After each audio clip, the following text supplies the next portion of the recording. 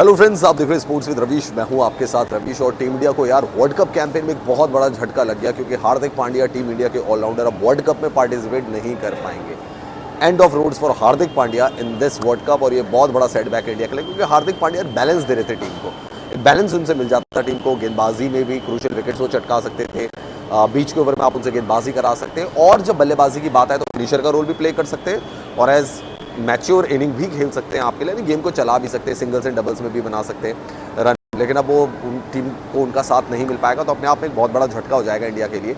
और वैसे पहले ये कहा जा रहा था कि इंप्रूवमेंट हो रहा है, लेकिन फाइनली फिर ये डिसाइड कर लिया गया कि is not available for the world cup campaign.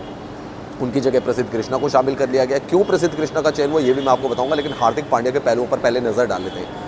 Bangladesh के खिलाफ पुणे में उनको चोट लगी, और उसके बाद विराट कोहली ने उनके ओवर पूरे कराए थे। उसके बाद हार्दिक पांड्या चले गए। अब देखिए, अगर कैंपेन की बात की जाए इंडिया की, तो इतना ज़्यादा फर्क नहीं पड़ा, क्योंकि हम पुणे वाला मुकाबला जीते, हम धर्मशाला वाला मैच जीते, हम उसके बाद लखनऊ का मुकाबला जीते, और फिर श्रीलंका को भी हमने नेस्त नाबूद कर दिया। और जो बात बहुत पहले से क्रिकेट फैंस कह रहे थे, क्रिकेट एक्सपर्ट कह रहे थे कि मोहम्मद शमी को लाओ यार, तीनों पेसर खिलाओ, वो तभी पॉसिबल हो पाया जब हार्दिक पांड्या बाहर गए। दैट डजंट मीन कि हार्दिक पांड्या का जाना बहुत अच्छा संकेत है, ये मैं नहीं कह रहा हूँ, लेकिन मैं ये कह रहा हूँ कि मोहम्मद शमी का आना बहुत अच्छा संकेत रहा, और सूर्य कुमार यादव भी वहाँ पर आ गए। लेकिन अब आपके पास क्या स्पेशलिस्ट बल्लेबाज खेलेंगे, स्पेशलिस्ट गेंदबाजों को आपने लाना है। तो जो सिक्स्थ बॉलर होता था ना इंडिया, उसकी अब इंडिया को कमी कर सकते हो। टॉप ऑफ द सिक्स में से किसी को अब बॉलिंग करानी पड़ेगी, किसी को जिम्मा उठाना पड़ेगा। अब देखिए, इनकी जगह लाया गया है प्रसिद्ध कृष्णा को। तो प्रसिद्ध कृष्णा क्यों लाया गया? प्रसिद्ध कृष्णा इसलिए लाया गया क्योंकि एक पेस बॉलिंग आपको चाहिए थी। आप स्पिनर्स की अगर बात करें तो रविंद्र जडेजा है, कुलदीप यादव है, और अश्विन जो है वो बेंच पर बैठे थे। तो दो स्पिनर से आपका काम चल रहा है, और अगर खुदा ना खास्ता किसी स्पिनर की फॉर्म खराब होती है, किसी को रेस्ट देना पड़ता है, तो फिर आपके पास अश्विन आ जाएगी, आपके दोनों स्पिनर्स का कोटा पूरा हो जाएगा।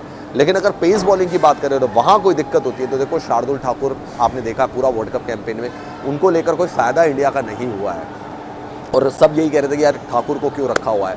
तो ये जो ठाकुर थे ना, इनको अभी बैठाया हुआ है, इसीलिए प्रसिद्ध कृष्णा को लाया गया। और आप देखेंगे प्रसिद्ध कृष्णा को आज से नहीं, जब इंडिया ऑस्ट्रेलिया सीरीज चल रही थी वहीं से प्रसिद्ध कृष्णा को खिलाना शुरू कर दिया था, ताकि वो प्रैक्टिस में रहे। एक ऐसा गेंदबाज जिसके पास बाउंस है, जिसके पास तेज़ी है, जो भारत की कंडीशंस को बहुत अच्छी तरीके से समझता है, यहाँ उसने अपनी क्रिकेट खेली हुई है, तो उससे बेहतर विकल्प और कौन हो सकता था।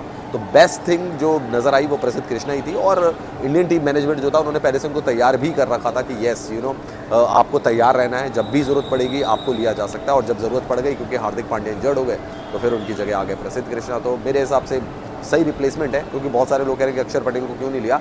अक्षर पटेल को इसलिए नहीं लिया क्योंकि अश्विन, जडेजा, कुलदीप आपके पास है, तो अक्षर पटेल का कोई मतलब बनता नहीं है, उनकी जगह अश्विन आए थे। तो हार्दिक की जगह अगर किसी को लेना तो शायद वो प्रसिद्ध कृष्णा है, और मेरे हिसाब से कोई बुराई नहीं है प्रसिद्ध कृष्णा को लेने में। तो I think that it's a good replacement.